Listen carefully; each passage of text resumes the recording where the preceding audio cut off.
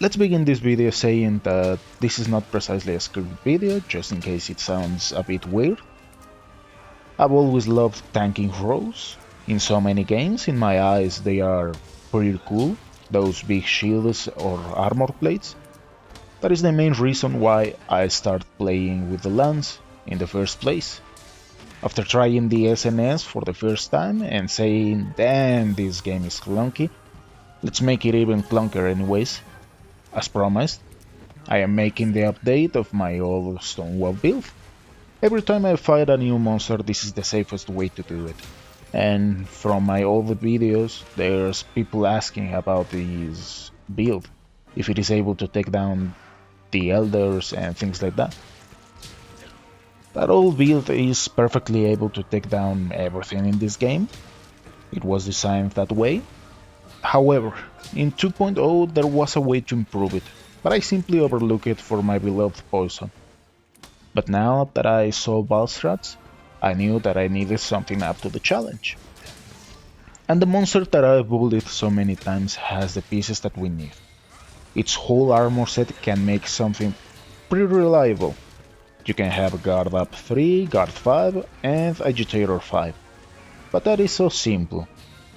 Doing a little detour with this idea, being completely honest with this, I never thought that this video will get the amount of views that it has now.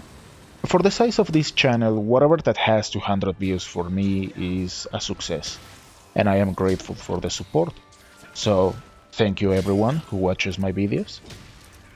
And once again, the thing is that there's people asking if they can beat the elders with that armor set. Not many, but if I can help with the task, then we all could agree that an update is needed.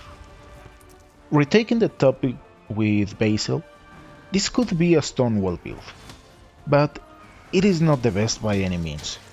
We can do better with what we currently have, and I tested many builds to check which one could be the best in terms of defense and guard, which is the silly theory behind all of this. There is also the new Narwa armor set with everything, but that is just a convoluted mess, which is not that good either. It is a simplistic solution, but also you need to farm Narwa and Ibushi to get the set, so once you have that, there's no real purpose anymore. Personally, I believe that the build with the honor to receive the title of Stonewall Build Mark II is the set that I'll show in a couple of minutes.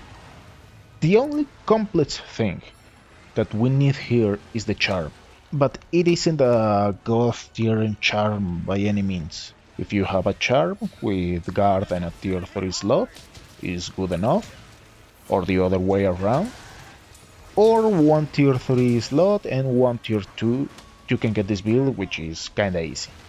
I needed a way to test this, but Lord Basic use is not the best for this anymore.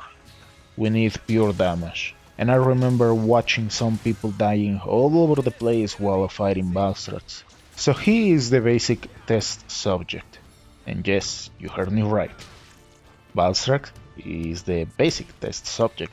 As soon as you don't get too careless, you can hunt it with not too much effort.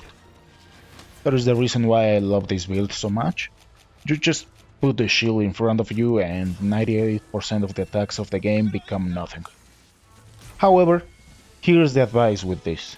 The diving from Balstrats is not guardable, but avoiding it is fairly simple. You just need to cheat out of the situation and that's it. Or if you have a lance, you can start running in case you have dash attack. Most times Balstrat will fail to hit you. If you have watched this tutorial for the lance, what I explained there is all you need to beat this monster. There are no tricks here because playing the lance is so simple and beautiful. However, if you wanna use a gun lance or whatever that can guard, this build is just perfect for that. So after all of those notes, in honor to Thomas Jonathan Stonewall Jackson, is that I named this build after his nickname. This build has defense all over the place. As you can see, in this perfect case scenario we need the following decals: 6 defense, 4 agitator, 3 guard, 1 offensive guard, and that's basically it. We can go even nuts with its defense because we have 4 tier 2 slots that do not necessarily have to be Agitator. You can throw 3 Divine Blessing with no freaking problem here. That is the reason why this build, in my humble opinion, receives this title.